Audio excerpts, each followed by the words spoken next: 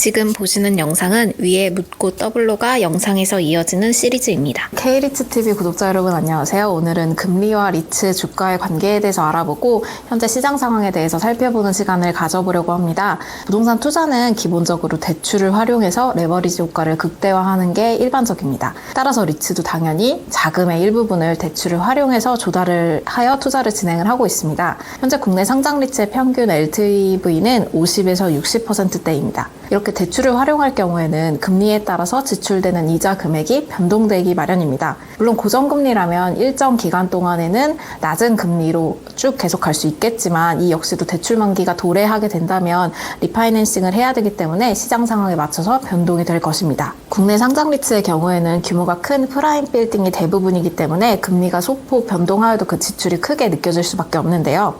이에 따라서 금리 인상기는 이자 부담 증가로 인해 주가가 하락되기 마련이고 금리 인하기에는 반대로 주가가 상승하게 된다는 것이 기본적인 이론입니다. 실제로 미국의 6번의 금리 인상기 때 미국 리츠의 주가 동향을 한번 살펴보겠습니다. 삼성증권에서 발표한 리포트에 따르면 미국의 6번 금리 인상기 중에 절반인 3번, 1976년, 1983년, 2003년 이 3번의 시기에는 리츠 주가가 벤치마크 지수인 S&P 500을 상회하였었습니다.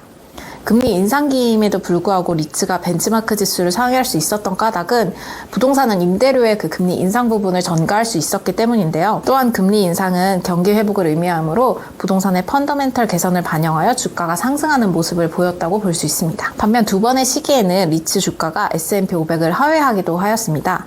이렇듯 금리의 변동은 리츠 주가에 영향을 주는 요인임이 분명합니다. 이제 본론으로 들어가서 현재 금리와 국내 상장 리츠 시장의 상황은 어떠한지 한번 살펴보겠습니다. 다들 잘 아시겠지만 22년 3월부터 이제 미국이 기준금리를 인상하기 시작하였었는데요. 미국 기준금리를 인상하기 전이었던 22년 1월부터 마지막으로 금리를 인상하였던 23년 7월까지 리츠 지수는 25.6%가 하락했습니다. 기준금리가 인상되었다고 하더라도 당시 상장 리츠는 대부분의 고정금리를 이용하고 있었기 때문에 인상된 이자 금액이 바로 배당 금액에 영향을 주지는 않았지만 향후에 금리가 인상된 것이 영향을 줄 것이다라는 우려사항이 선반영돼서 큰 폭으로 하락이 되었었습니다. 하지만 작년 12월부터 미국이 금리 인하에 대한 시그널이 확인되면서 리츠의 주가는 다시 상승세로 돌아서기 시작했습니다. 작년 12월 대비 올해 5월에 리츠 지수는 7%가량 상승되었다는 것으로 그걸 확인할 수 있었는데요. 이런 금리 인하에 대한 단순 시그널을 넘어서 최근에는 전 세계적으로 금리 인하가 실제로 진행이 되고 있습니다. 6월 5일자로 캐나다는 G7 중 처음으로 기준금리를 5%에서 4.75%로 0.25%포인트 인하하였습니다. 이어서 다음 날인 6월 6일 유럽 중앙은행도 기준금리를 4.5%에서 4.25%로 0.25%포인트 인하하였습니다.